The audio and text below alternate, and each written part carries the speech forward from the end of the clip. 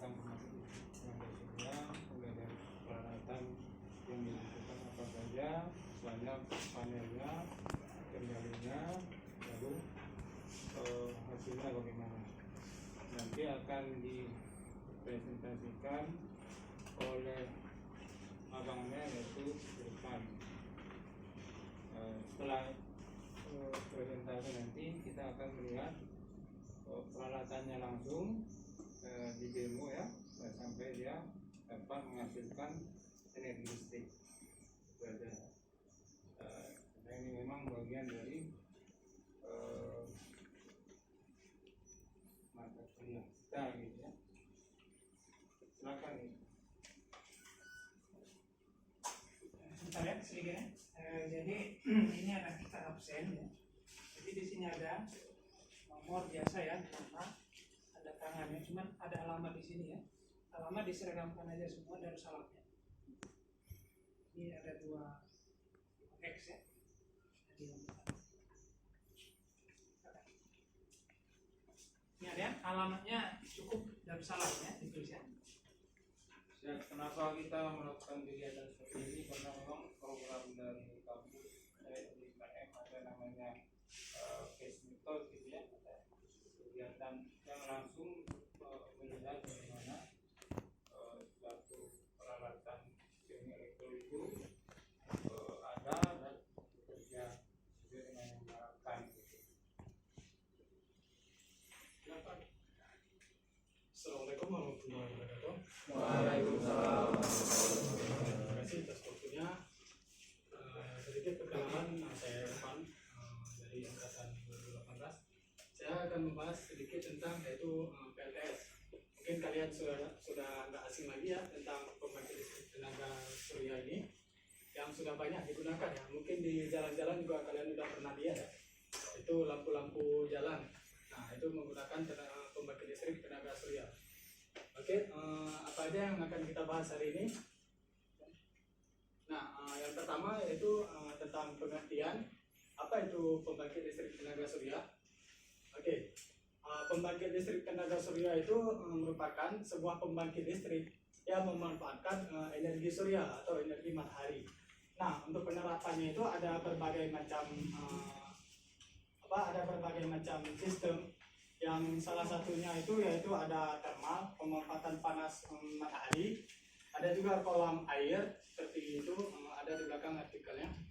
Kemudian yang paling umum digunakan itu yang sering kita lihat yaitu PV atau fotovoltaik yang menggunakan sel surya. Nah, untuk saat ini kita akan membahas tentang itu. Oke, lanjut dong. Nah, kemudian kita akan membahas tentang komponen apa saja sih yang digunakan dalam pembangkit listrik tenaga surya ini. Nah, untuk komponennya, dia pembangkit listrik tenaga surya ini ada tergolong ke dalam 2 golongan atau 2 kelompok. Yang pertama itu ada yang menggunakan baterai atau tidak, dan yang tidak menggunakan baterai. Nah, komponen-komponennya ini tuh. Nah, yang pertama itu komponen utamanya yaitu panel surya. Nah, panel surya itu merupakan sebuah panel yang terbuat dari bahan semikonduktor. Nah, dalam panel surya itu terdiri dari 2 lapisan. Ada lapisan N dan lapisan tipe P. Nah, ketika sinar matahari, foton dari sinar matahari terkena pada panel surya, terkena pada lapisan N panel surya atau lapisan atasnya, maka elektron akan terlepas dari lapisan tersebut, dan ketika dihubungkan dengan kabel listrik di antara lapisan N dengan lapisan P, lapisan atas dengan lapisan bawah, maka dia akan menghasilkan tegangan listrik. Nah, kurang lebih seperti itu sistem kerja dari panel surya. Oke, lanjut bang. Nah, untuk panel surya itu sendiri ada kondisinya, di mana berapa daya output yang dihasilkan oleh panel surya. Itu tergantung daripada beberapa faktor. Di antaranya ada iradiasi, ada suhu lingkungan, ada suhu sel temperatur, ada juga dengan pengaruh dari shading.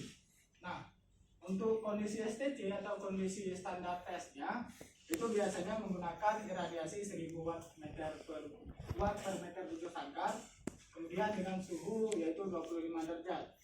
Nah, dalam panel surya itu akan menghasilkan tegangan atau daya maksimal pada titik C. Nah, daya maksimal itu diperoleh dari arus maksimal dikalikan dengan tegangan maksimal. Nah, untuk efisiensi panel surya juga diperoleh dari tegangan maksimal dibagi dengan daya maksimal dibagi dengan daya input. Fotonya Oke, lanjut. fotonya. Kemudian seperti Fotonya yang sebenarnya kita aku jelaskan yang tadi ya, kan Agung yang ada ambil. pengaruh dari radiasi untuk daya output dari panel surya. Oh, Nah, belum ada. Semakin Foto aja. meningkatnya iradiasi, maka panel surya akan semakin meningkat. Yang kedua yaitu ada inverter. Nah, mungkin kalian juga udah agak asing ya dengan inverter. Inverter itu yaitu sebuah perangkat elektronik yang mengubah tegangan DC menjadi tegangan AC. Nah, di dalam berdasarkan bentuk gelombang outputnya itu ada 3 jenis inverter. Yang pertama ada bentuk gelombang output kotak, ada kotak intermodifikasi, dan ada juga dengan sinusoidal murni. Nah, sinusoidal murni ini sama seperti tegangan yang kita gunakan sekarang, tegangan dari PLN. Nah, bentuk dari sinusoidal murni ini seperti tegangan sinus. Oke, kemudian inverter berdasarkan tipenya itu juga terbagi menjadi 3 macam. Yang pertama ada inverter standalone, artinya dia bekerja sendiri. Nah, ketika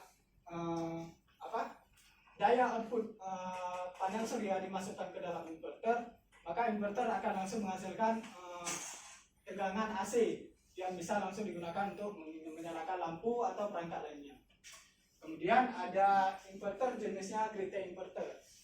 Nah, untuk jenis ini setelah terhubung dengan panel surya, dia juga terhubung dengan jaringan PLN.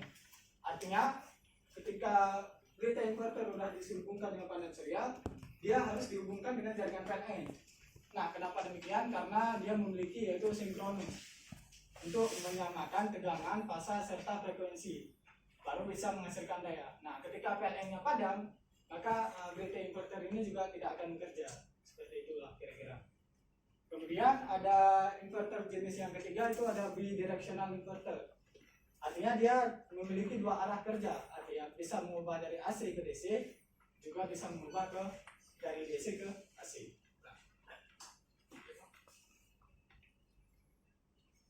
Kemudian ada komponennya juga yaitu baterai. Nah, untuk baterai fungsinya sudah jelas ya, untuk penyimpanan energi, juga untuk stabilisasi tegangan dan arus. Oke, lanjut, itu ada solar charger controller. Nah, fungsi dari SCC ini itu untuk mencegah pengisian baterai berlebih. Nah, kayak tadi kan iradiasi meningkat, tegangan dari panel atau daya dari panel kan semakin meningkat. Nah, itu ketika meningkatnya lebih atau meninggi, itu akan merusak baterai. Oleh karena itu membutuhkan SCC. Nah, untuk rangkaian hubung SCC-nya seperti ini ya, masuk input dari panel, kemudian ada baterai, kemudian ini untuk DC load. Sedangkan untuk AC load harus menggunakan inverter terlebih dahulu.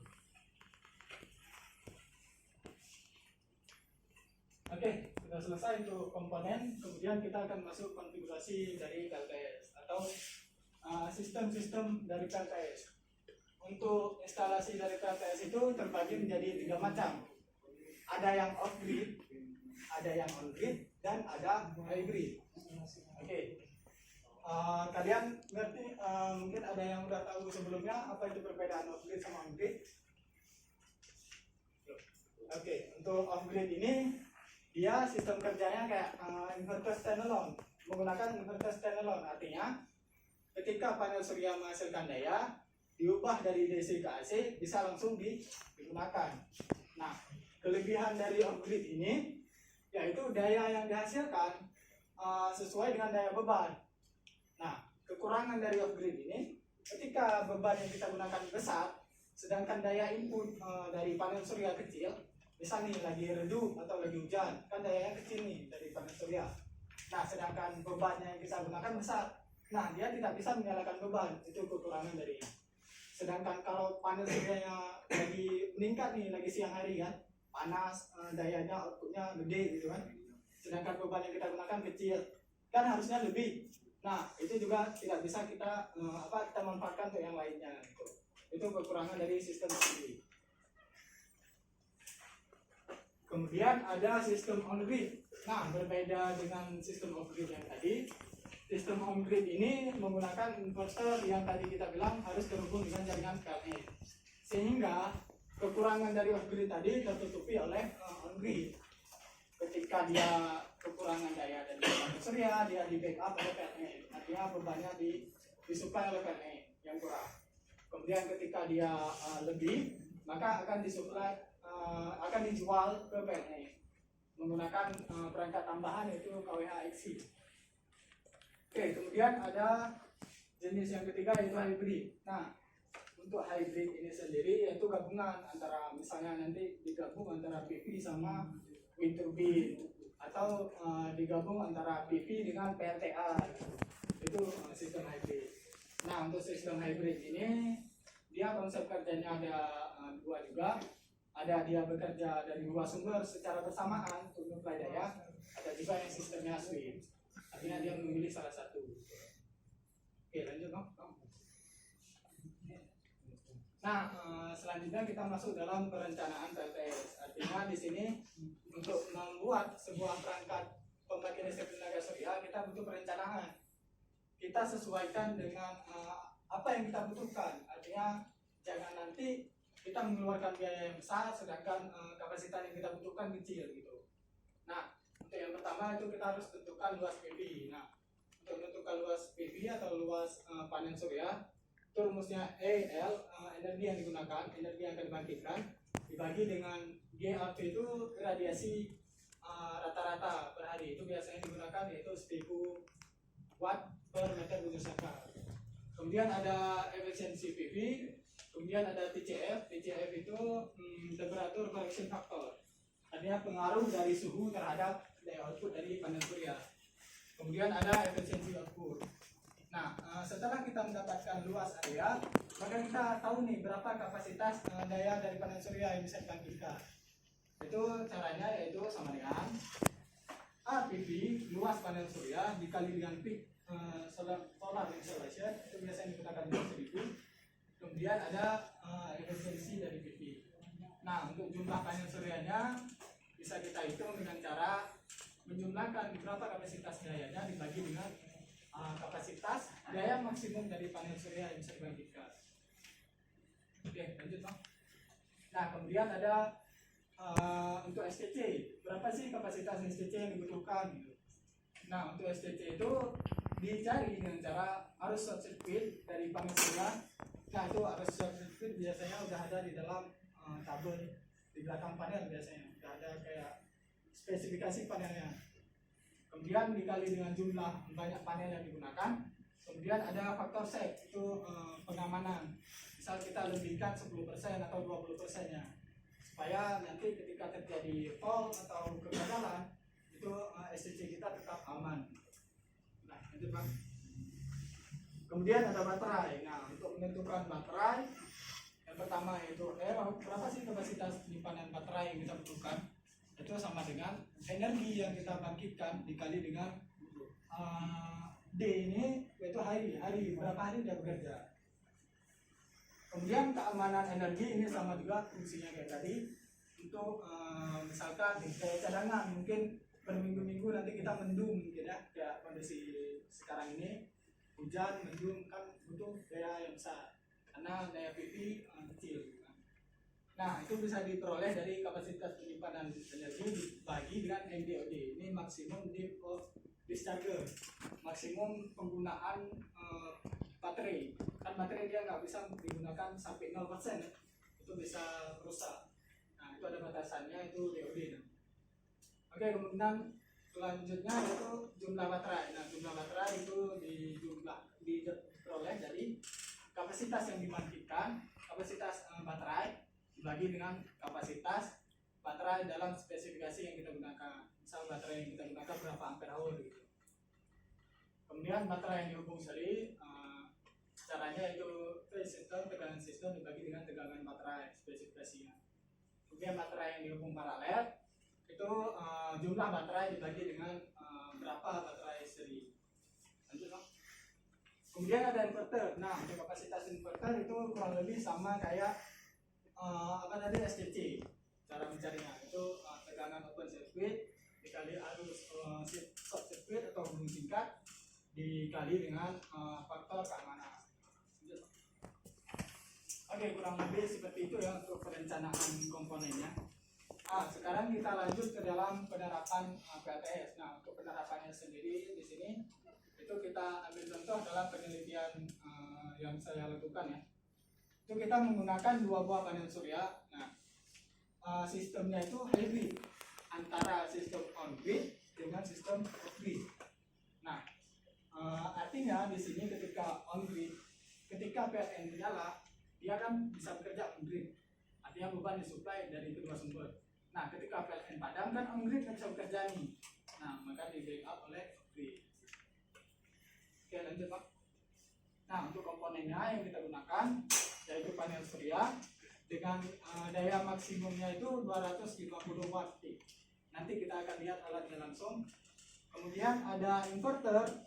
Nah, inverter yang kita gunakan karena tadi 2 sistem on grid sama off grid, maka inverternya ada 2. Ada grid inverter sama standalone inverter. Kemudian load AC yaitu beban yang kita gunakan nanti mungkin berupa lampu pijar ya, lampu pijar 100 watt. Kemudian ini Arduino dan PZM ini itu sebagai monitoring dayanya. Ini sensor untuk mengukur jarak daya. Ini untuk yang menangkap daya berapa gitu. Untuk menampilkan di LCD atau nanti bisa kalian kembangkan ditampilkan di smartphone kalian atau di web. Kemudian ada relay. Nah, relay ini berfungsi untuk switch-nya tadi antara on grid dan off grid kan tidak bekerja bersamaan nih. Nah, ketika dia bekerja on grid, kondisi relaynya bagaimana dan kemudian dia nanti berpindah dari situ.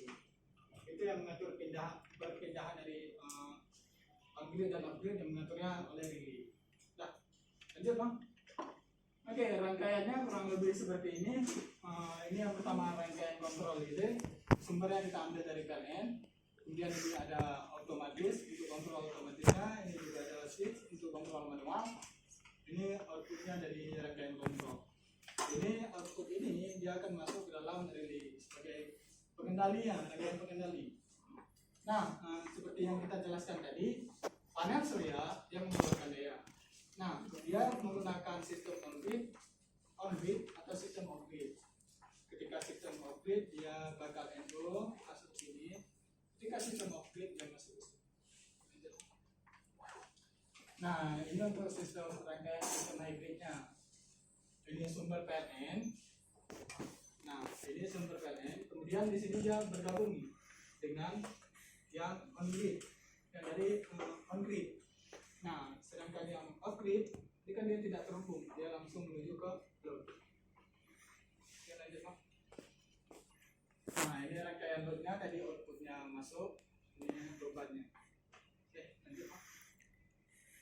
Nah, ini contoh penerapannya, mungkin dijalankan simulasinya dulu. Oke, semua ini. Nah, ini yang tadi ya, rangkaian inverter, ada rangkaian kontrol, di sampingnya ada juga rangkaian hybridnya, dan kemudian ada rangkaian loadnya. Sesuaikan aja namanya.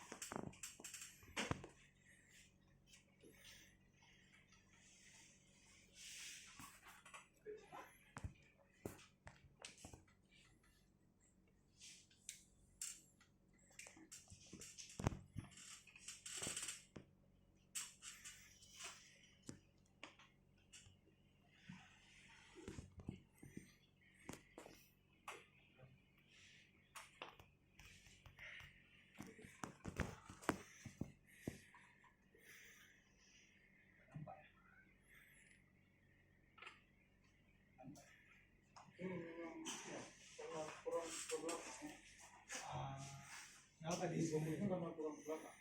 Di zoom di rangkaian sistem hybrid.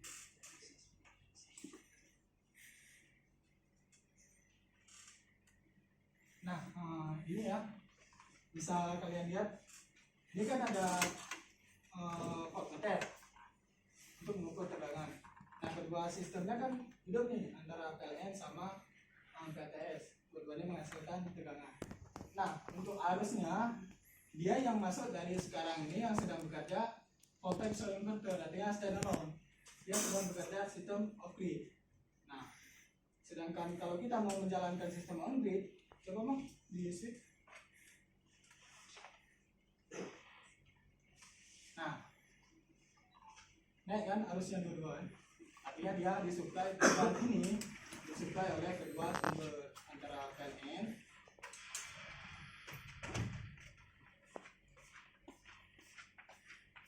sama ini sistem on gridnya yang masuk. Kan tadi di bawah dia terhubung nih, ya kan? Maka dia disuplai oleh kedua sumber. Tidak kurang lebih seperti itu.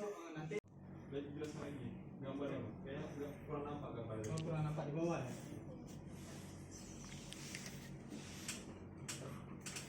Ada yang kurang paham tanya aja ya. Itu memang nggak paham. Bahasanya enggak bagus-bagus amat gitu.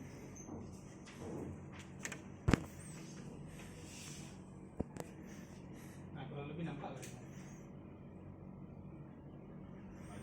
Nampak? Yang belakang nggak nampak, Bang. Oh, yang nampak. Maju ke depan. Ini mungkin lebih jelasnya kita lihat di laptop ya. Nampak nih kan bergerak nih. Nampak? Kira-kira nampak lah. Ini yang bergerak artinya ada arus yang mengalir dari sumber PLN sama dari sumber yang terhubung ini GTI atau grid inverter. Nah, kita kondisikan misalnya gimana ketika PLN-nya mati. Nah, NCB PLN-nya kita padamkan. Nah, dia akan berpindah ke off grid ya. Dia akan disuplai oleh grid. Seperti itulah kira-kira sistem kerja. Dan bertanya? Videonya dicukupkan aja. Ini rangkaiannya udah kita lihat tadi ya di luar ya. Nah, kurang lebih perangkatnya kayak gini. Itu yang pertama dia kan ada dua sumber tadi. Yang pertama ada sumber dari PLN, kemudian ada sumber dari PV. Nah, itu dia keluaran dari inverternya. Ini tegangan dari panel surya. Oke, sistem kerja sekarang ini on grid, artinya dia disuplai oleh PLN dan PLTS. Dua-duanya secara bersamaan. Oke, kalian mungkin nampak di sini PLN sedang menyuplai 120 watt, sedangkan PLTS coba lihat berapa? 6 atau 61? 65,8. 6,5. Oke. Nah, sedangkan daya loadnya itu di belakang di sini ada nampak 175. Artinya kan gabungan ya. Gabungan dari kedua sumber itu disuplai untuk load. Nah, untuk rangkaiannya sendiri itu relay yang bisa kalian lihat di sini. Ini relay untuk pengatur PV-nya, untuk inverternya yang bekerja. Nah, untuk ini untuk mengatur PLTS yang bekerja, dia masuk ke monitoring. Sedangkan yang di sini untuk mengatur sistem on grid atau off grid. Apa? Tahu kan? Kalau seperti itu. Sedangkan ini sensor sama Arduino. Ini berfungsi untuk mengukur dayanya. Kebetulan ini LCD-nya lagi itu ya, kontak-kontak. Nampak LCD? Seharusnya nampak di LCD atau bisa kalian lihat juga di HP. Itu dia monitoring dari alatnya. Oke, untuk panel surya yang kita gunakan ini kayak gini. Itu berada di luar untuk supaya dia terkena matahari. Nah, kapasitas dari panel surya ini seperti yang kita jelaskan tadi 250 WP maksimalnya. Kondisi maksimalnya. Sedangkan untuk saat ini kan mungkin cuacanya sedang berawan dan jam juga masih menunjukkan jam 10. Radiasinya mungkin kurang dari 1000 watt. Jadi cuma menghasilkan berapa tadi? 60 watt ya. 60 watt. Kurang dari daya maksimalnya. Oke, sampai sini ada yang mau ditanyakan?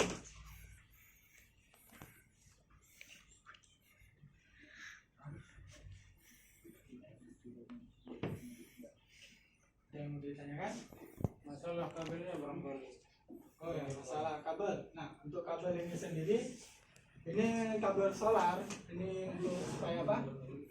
Kabel daya dari panel surya itu bisa maksimal masuk ke sini. Kalau kita gunakan kabel biasa seperti ini, itu mungkin nanti efisiensinya kurang. Makin jauh kita gunakan nanti daya semakin kecil. Kayak digunakan kabel khusus untuk solar.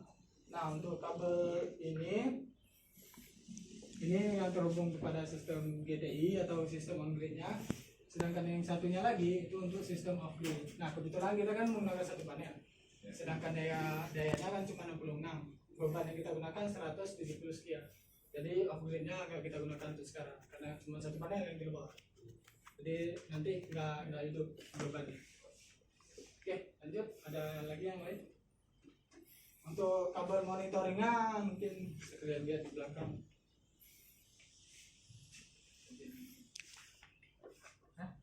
Siapa yang Balikin aja bang. Oh, balikin. Nggak bisa. Bisa. Tapi cuma di sini.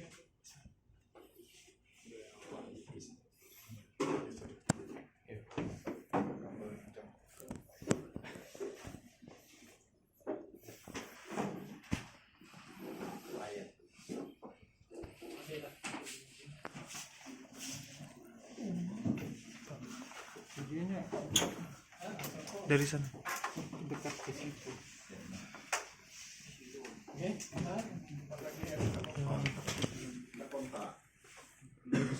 Amankan supply PLTS-nya nggak masuk nih ke dalam rangkaian, maka bebannya kan tetap nyala. Artinya dia disuplai sepenuhnya oleh PLN. Nah, seperti itulah kira-kira. Walaupun nanti kondisinya sedang hujan, daya panelnya kecil, dia bisa disuplai oleh PLN. Nah, ketika dia maksimal, maka dia sepenuhnya disuplai oleh PLTS. Gitu. Nah, untuk rangkaiannya ini ya, relay-relay tadi ada tuh yang di luar. Nah, ini dia relay-relaynya. Kemudian ini ada sensornya untuk mengukur daya. Ini untuk monitoringnya untuk kirim ke HP atau kirim ke laptop dan juga ke LCD. Oke, kemudian nanti misal nih sistem upgrade. Gimana sih kalau nanti PLN-nya tiba-tiba padam nih? Nah, dia keluar nggak 12 volt di samping. Nah, artinya dia bakal pindah ke buck converter. Dia bakal switch dari panel ini, bakal diturunkan tegangannya jadi 12 volt, kemudian masuk ke sistem off grid. Nah, kebetulan sistem off gridnya nggak kita jalankan, dan dia masuk ke sini, kemudian dia menyuplai beban seperti itu.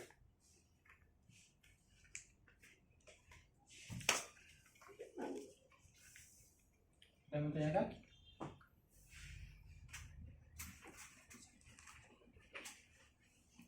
Ada yang berminat lanjut ya? Yuk. Untuk sensornya pakai sensor apa? PZXM 004T itu sensor daya. Daya bisa tegangan, arus, faktor, cospi, udah lengkap. Sensornya udah lengkap semua. Dan dia bekerja untuk sistem AC. Lain?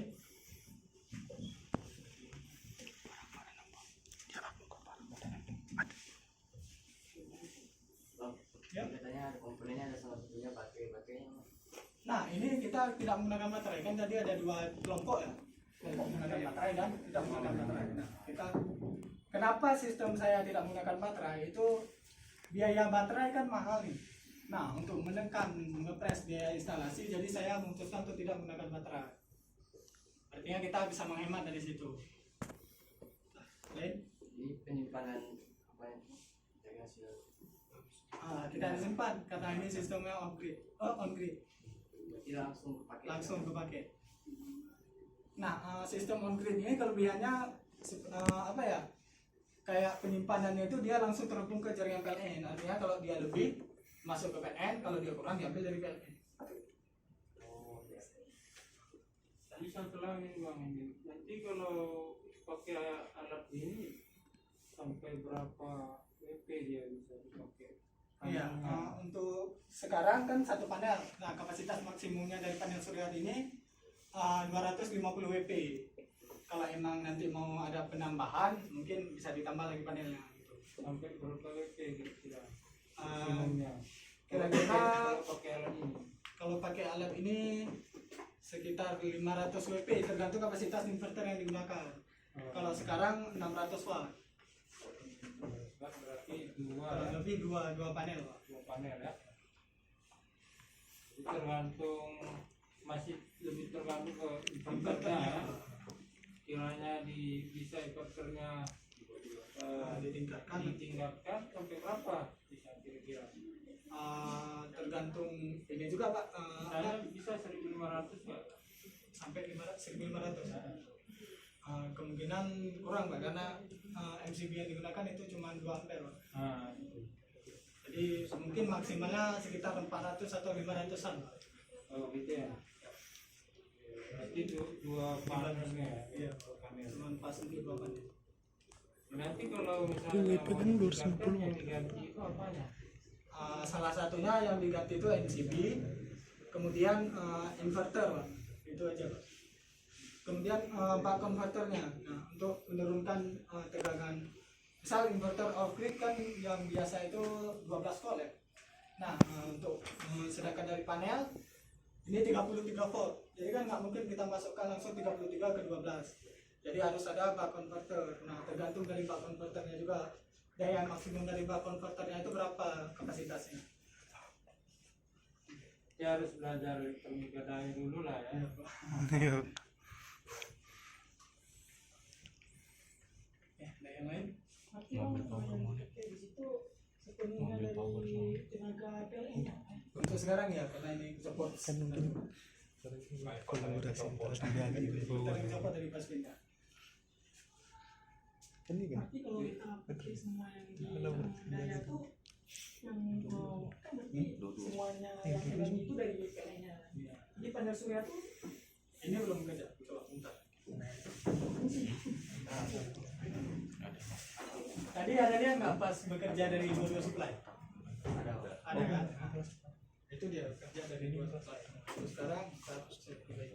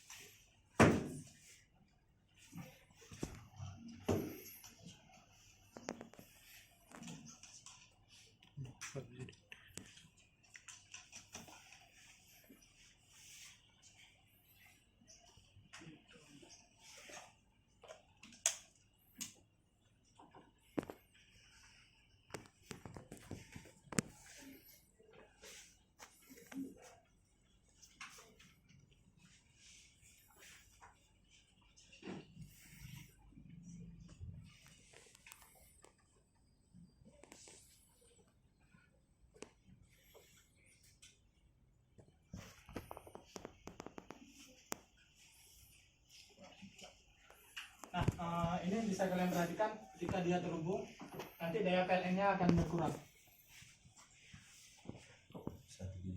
Berkurang kan? Dia disuplai oleh PLTS. emang kalau pakai sepenuhnya dari panel surya bisa nggak, Bang? Bisa kalau kapasitas daya output dari panel surya sanggup nyuplai. Biasanya dari jam 10 pagi sampai jam 3 sore dia baru maksimum dia. Panas lah paling terang. Kalau kita tes kabel yang punya PLN ini nggak hidup, Bang, ya? Untuk sekarang nggak hidup. Karena kenapa? Itu daya supply kurang. Jadi belum bisa 100% dari panel Iya, suryanya. belum bisa 100%. Karena kan kita menggunakan satu panel. Iradiasinya juga kurang gitu. Kalau emang mau lebih detail nanti ukur iradiasinya juga gitu. Daya output panelnya berapa. Tapi untuk yang 100% dari dari panel suryanya butuh berapa watt? Itu berapa watt? Butuh berapa iradiasi itu? Butuh berapa iradiasi? Biasanya 1000. 1000. Ya 1000. Untuk standar test condition dari panel surya ini itu 1000 watt per meter bujur sangkar. Itu baru menghasilkan maksimum dari panel surya 250 WP. Kemudian dia kan ada tadi juga ada pengaruh apa? Pengaruh suhu ya. Nah, kalau panas, semakin panas dia semakin menurun. Jadi bisa jadi dia cuma keluar 200. Banyak faktornya. Nanti kalau mau buat apa tuh, buat UMP-nya lebih naik lagi harus ditambahin panel surya. Benar. Atau ada yang ini bisa angkat, bisa dia mau angkat keluar, kita coba dulu. Dua orang Kalau untuk demonstrasi itu. biar melihat kan Buktinya. Mencoba real time. siapa yang masih kuat. Bang, untuk iradiasi itu bisa langsung Mas? Bisa pakai solar meter. Untuk sekarang kira berapa? Mau lihat ukur real time ya? Oh, Mau lihat ukur real time ya? Harus pakai solar power motor dulu tapi keluar. nggak bisa di sini. Iya, langsung dia. Kalian mau lihat datanya? Iya. Saya ada cantumin data beberapa data yang sudah diambil. Sekalian bawa apa solar panelnya keluar. Di mana pengaruh iradiasi terhadap daya output ini ya, itu kan. Atau ini sekalian keluar nak? Iya, bawa. Sekalian biar di depan ya. Bawa sekalian HP-nya kita apa?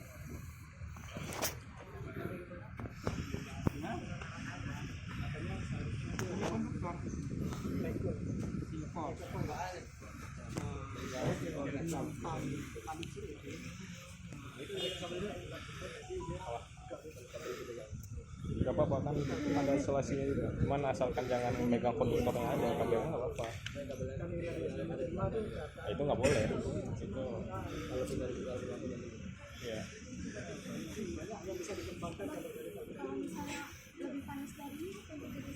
Daya naik. Jadi radiasinya kan naik. Semakin panas, bukan semakin panas juga, semakin tinggi intensitas cahaya matahari itu, jadi iradiasinya akan naik. Iradiasi Ada di naik itu HP-nya akan Bisa. membangkitkan daya output yang akan dikeluarkan ke surya. Jadi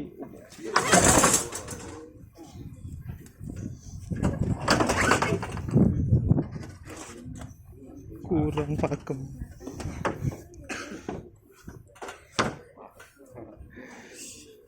ada kesalahan, ada teknis. Ini balik maju. Balik ya kursi. Balik. Balik.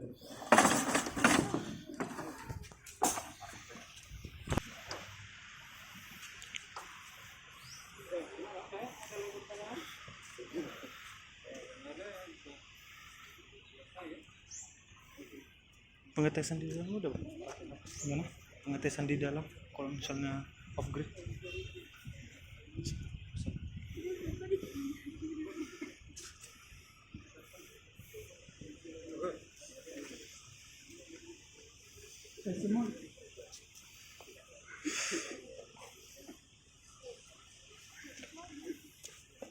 Ada yang mau ditanyakan lagi mungkin? Berarti kita tampilan di jalan juga dilihat ya. Berapa dia? Bisa di sini Sudah meningkat yaitu sekitar 90 watt. bisa dilihat di sini. Ya? Tadi 60-an. Sekarang sudah 90. Bang, kalau misalnya suhunya lebih panas dari ini gimana? Nah, kalau suhunya lebih panas dia menurun. Dayanya. Efisiensi panelnya dia menurun, jadi daya outputnya jadi turun. Itu apa ya? Pengaruh dari ini, konduktornya. Iya, konduktor. Jadi walaupun di daerah panas itu dia agak berpengaruh ya. Maksudnya dia lebih lama dia. Ya, lebih lama kan lebih panas tuh suhunya ya. Nah, makin turun efisiensinya. Ini suhu maksimalnya berapa? Kalau suhu maksimal nggak ada batasan, cuman biasanya bekerjanya kalau suhu selnya sekitar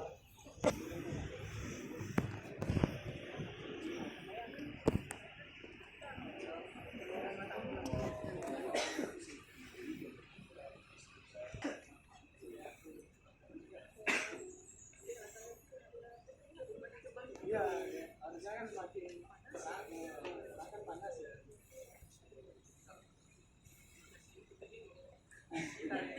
Ya bisa coba kembalikan penelitiannya jaga suhu kamar